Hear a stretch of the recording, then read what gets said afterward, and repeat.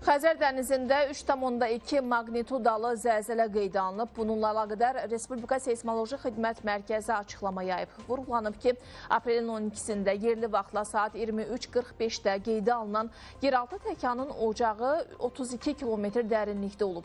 Aprelin 8-i Xəzər dənizində 5,3 magnitudada baş verən zəlzələ istər-istəməz bütün layları tərpədib. Ona görə də təkrar təkanlar davam edəcək.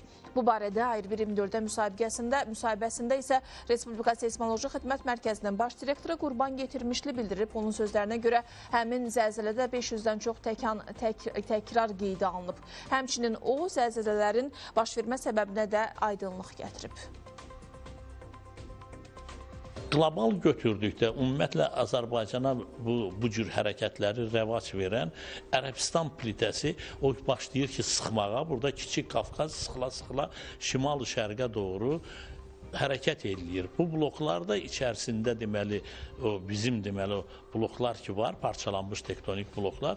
Dediyim kimi bunlar arasında gərginlik toplanmaları gedir. Çünki o sürətlərin müxtəlif olmağı, istiqamətin müəyyən sürətlə getməyi və ilaxır. Amma tam boşalma yoxdur o mənada ki, zəif də olsa burada hərəkətlər var, dinamika var. Bu hələ biraz da davam edəcək.